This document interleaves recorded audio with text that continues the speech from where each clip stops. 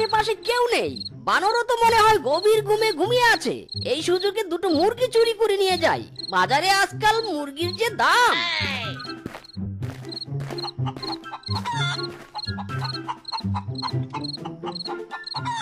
একি একি আমার মুরগির ঘরে এমন শব্দ হচ্ছে কেন? মুরগিগুলো কেমন চেঁচামেচি করছে। যাই তো গিয়ে দেখি কি ব্যাপার। এই চুপ চুপ, এমন চেঁচামেচি করিস না রে মুরগির দল। আমাকে গণপিটুনি খাওয়াবি নাকি? তাড়াতাড়ি মুরগি চুরি করে পালাতে হবে। ওরে মিসকে চোরা, তুই তুই আমার ঘরে মুরগি চুরি করতে এসেছিস?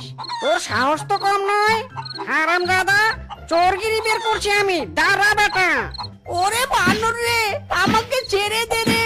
ওরে বাবা রে, আর মারিস না আমাকে, আর মারিস না। আমার শরীরের হাড় হাড়ি সব ভেঙে গেল। বেটা তোকে মারবো না তো ছেড়ে দেব? আমার মুরগি চুরি করতে এসেছিস, আজ তোকে বোঝাবো মজা। বউ, ও বউ, কোথায় গো তুমি? ওগো, এ তোমার কি হয়েছে গো? সারা শরীরে মারের দাগ। আহা, এভাবে তোমাকে কে মেরেছে গো? বউ গো, বউ রে। ওই বানর বেটার মুরগি চুরি করতে গিয়ে বড্ড মার মেরেছে গো। বউ গো, আজ কিছুই চুরি করতে পারিনি। কি দিয়ে কাল সংসারের খরচ করব?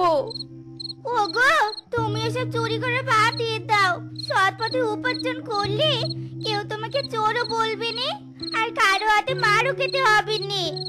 ঠিক বলেছো গো বউ তুমি। চুরি করলেও গরিব আমি, না করলেও গরিব। চুরির পেশায় কেউ আমাকে সম্মান দেয় না। আমি এবার গায়ে খেটে উপার্জন করে খাবো। চলো গো, ঘরে চলো, তোমার শরীরে ব্যথার মলম লাগিয়ে দেই।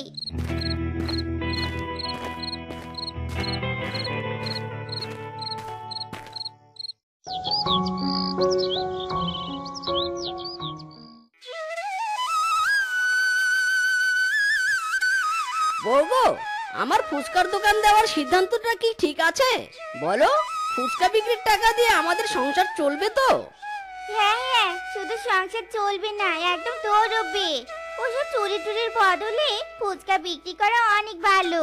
আমরা গরিব, দুমুঠো খেতে পড়তে পারলে এতেই অনেক। না তো নাও, এই আলুর পুরটা নিয়ে ফুচকা বিক্রি করতে যাও। ফুচকা নিবে গো, ফুচকা, মজাদার ফুচকা, মাত্র 20 টাকা প্লেট। ফুচকা নিবে গো, ফুচকা, এসো এসো, মজাদার ফুচকা খেয়ে যাও। 20 টাকা প্লেট, 20 টাকা প্লেট। এই মিষ্টি ফুচকাওয়ালা, দে তো আমাকে 2 প্লেট ফুচকা বানিয়ে দে তো। বেশি ঝাল দিয়ে বানিয়ে দিবি কিন্তু। দিচ্ছি দিদি, এক্ষুনি দাঁড়াও, আমি ফুচকা বানিয়ে দিচ্ছি।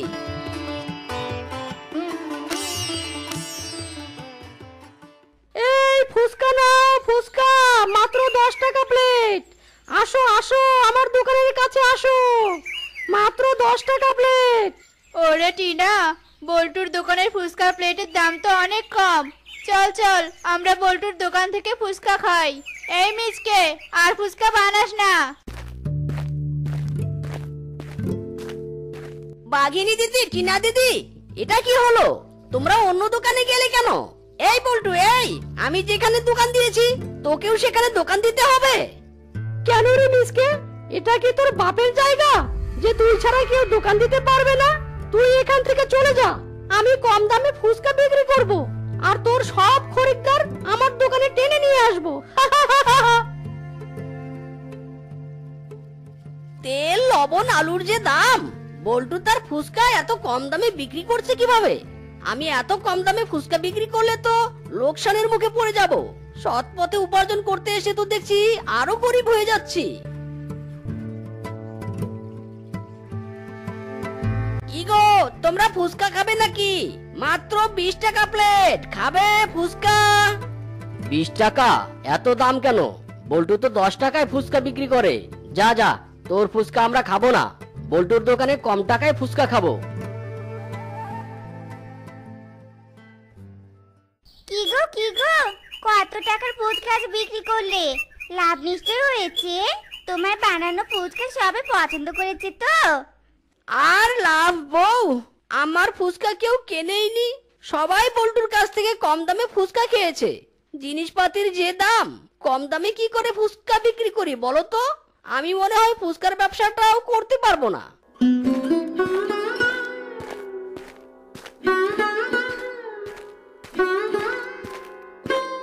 হায় সৃষ্টিকর্তা, তুমি কি আমার স্বামীকে সৎ পথে উপার্জন করতে দিবি নে? এভাবে অভাবের জীবন আর কতদিন কাটাবো? স্বামী আমার কোনো রোজগার না করে ঘরে চলে এসেছে। ভেবেছিলাম কোনো খাবার কিনে আনবে, এবার কি খাবো? আর কপাল আমার, খাবারের যখন আর কোনো উপায় নেই, এই কাছে কাটালে শেষ ভরসা।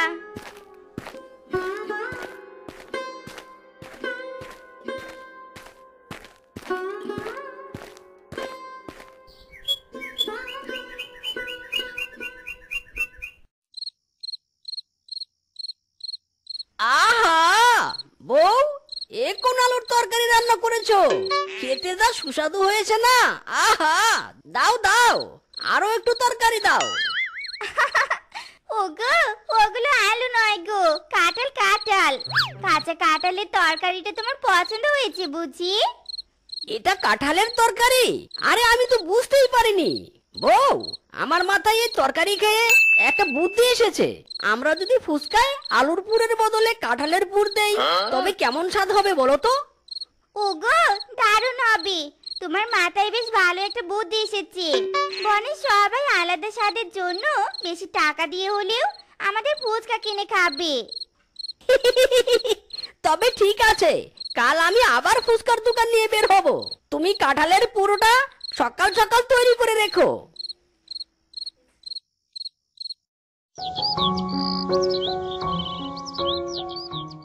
ফুচকা নিবে গো, ফুচকা, নতুন স্বাদের ফুচকা, 20 টাকা প্লেট। ফুচকা নিবে গো, ফুচকা, একদম মজাদার ফুচকা। নতুন স্বাদের ফুচকা ইকরি, চল চল। 20 টাকা হয়েছে তো কি হয়েছে, দেখি তো খেয়ে নতুন স্বাদের ফুচকা খেতে কেমন লাগে। এই মিচকে, দে তো দেখি নতুন স্বাদের ফুচকা খেতে কেমন লাগে। ফুচকা ভালো না লাগলে কিন্তু টাকা নেই। আরে একবার খেয়েই দেখো না, নিশ্চয়ই ভালো লাগবে তোমাদের। একেবারে সুস্বাদু।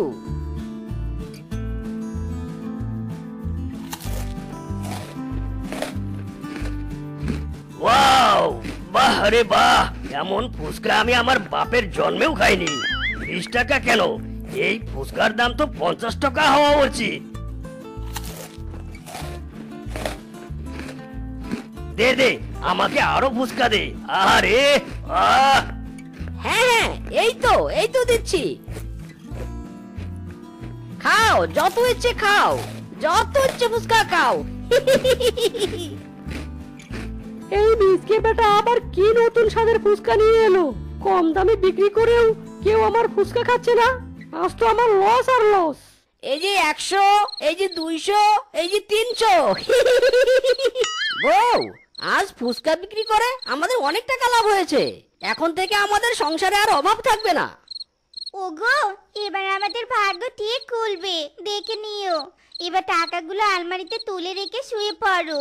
কাল আমি আরো বেশি করে কাঁঠালের পুর বানিয়ে দিব।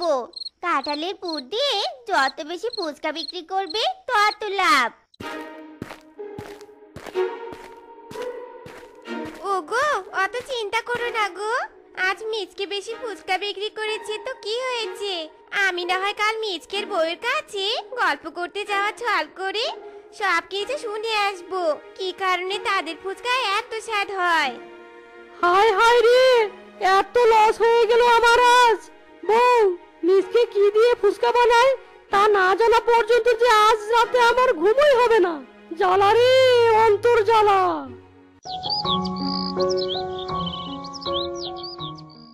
কি গো দিদি, ফুচকার পুর বানাচ্ছ বুঝি? বনে সবার মুখে শুনেছি মিচকে দাদার ফুচকা নাকি আলাদা স্বাদ। তা কি দিয়ে পুর বানাও দিদি? আমি ঠিক বুঝতে পেরেছি। গোপন রহস্য আমার কাছ থেকে শুনে নিয়ে নিজেরাও ফুচকা বানাবে। তারা বলছি আমি। দিদি, চুমকি দিদি, তুমি শুনবে? আসলে ফুচকার পুরে তো আমি মাটি মিশিয়ে দিই তাই তো এত স্বাদ হয়।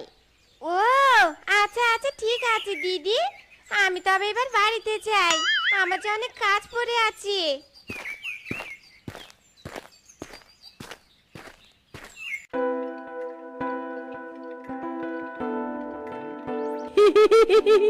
মিসকে, তোর ফুসকার গোপন রহস্য আমি জেনে গেছি। আজ দেখবি তোর থেকে কত বেশি ফুসকা আমি বিক্রি করি। আজ নতুন স্বাদের ফুসকা এনেছি গো, ফুসকা। এসো এসো, সেই স্বাদের ফুসকা খেয়ে যাও, এসো। বাঘিনী দিদি, মিচকের দোকানে মজাদার সাথে ফুচকা তো প্রতিদিনই খাই। চলো আজ বল্টুর দোকানে ফুচকা খাবো।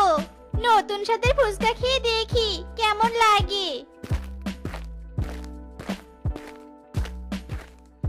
আরে দিদিরা যে, এসো এসো, আজ এমন ফুসকা এনেছি খেলে বারবার খেতে চাইবে। খাও, নাও আমার ফুসকা খাও, সেই স্বাদের ফুসকা। ওয়াক থু, বল্টুর বাচ্চা বল্টু, তুই আমাকে কি খেতে দিলি? এসব কি? নতুন সাথে ফুচকা বলে অখাদ্য খাওয়াছিস আমাদের? এই ধর তো বাঘিনী দিদি, এই বল্টুকে কঠিন শিক্ষা দিব। ওরে বাবা রে, ছেড়ে দে রে, ওরে মারে, মরে গেলাম তো। আমি তো মিসকের মতো মাটি দিয়ে ফুসকার পুর বানিয়েছিলাম। ওরে বাবা রে, ওরে মারে, ছেড়ে দে রে। বল্টু অধিক হিংসার কারণে আজ মার খাচ্ছে। বোকা বল্টু মাটি দিয়ে পুর বানিয়েছে। ওগো, আজও তো দেখছি তোমার বেশ লাভ হয়েছে।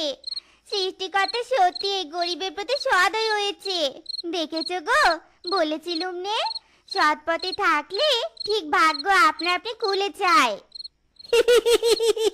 হ্যাঁ বউ, তুমি আসলেই ঠিক কথা বলেছিলে। দেখো না, ফুসকা বিক্রি করে প্রতিদিন কেমন লাভ হচ্ছে আমার।